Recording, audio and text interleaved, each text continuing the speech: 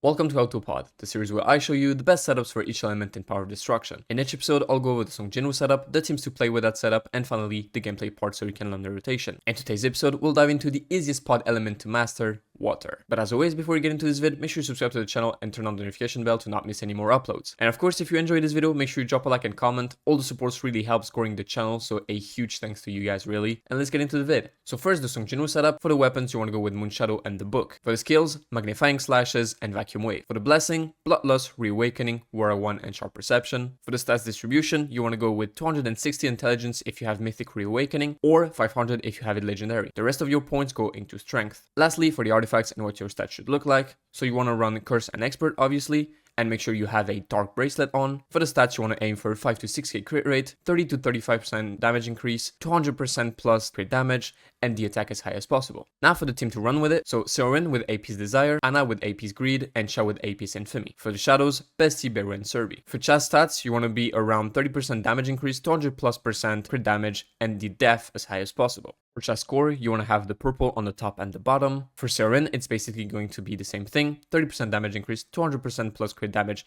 and her HP as high as possible. And for her cores, the same thing as Cha here, you want the purple one on the top and on the bottom. For the second team, you can run Ayla with Guardian and Sylph, Harper with AP's Greed, and Charlotte with Iron Will and Obsidian. We're now going to go over the rotation real quick, and I'm going to show you the few specificities. One being that you're going to use your ults on manual with Cha, so you can maximize your damage. Alright, so now let's get on to the rotation. So as you can see, you go on the left claw, watching the right one, and you use your book skill. It's going to break both hands, and you're basically going to do the same thing over and over again. You pop your shadows whenever you can. Use Shadow Step, use your Vacuum Wave, you let the whole animation go through, and then you Moonshadow, Dash, and Magnifying Slashes. All three hits hit, and then once your book is back up, you dash towards the left paw again, and you use your book. And you're going to do that over and over again. And one thing I mentioned earlier was that I had my ults on manual. So as you can see here, my Cha is going to get the ult at the end of the rotation, but I'm not going to use it, obviously, otherwise she's going to waste it on the claws.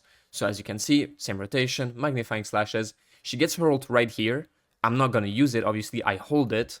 So I use the book again.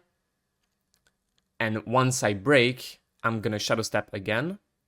And the moment I do the Vacuum Wave, I'm going to pop the Cha ult, so it basically hits at the moment where my Moonshadow ends, right? So you want to do that, and now basically her ult is about to hit completely, does a lot of damage, and then you go back with your rotation.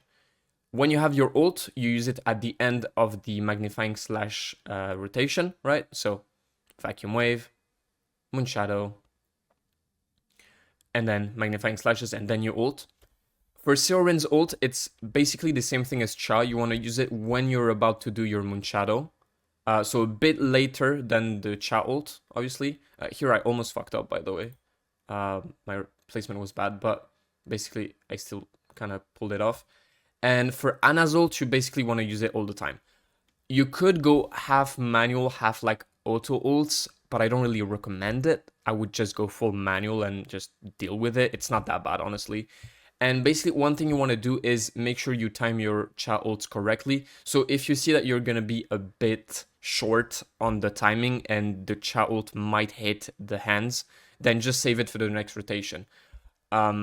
It's way better, you get more damage in, so that's for sure. And that's basically it for rotation. I hope you guys enjoyed it. It's really easy, like I said. And I'm going to leave you guys with the full run, which is a world record, actually, on the water team. 73 billion, which right now is the world record.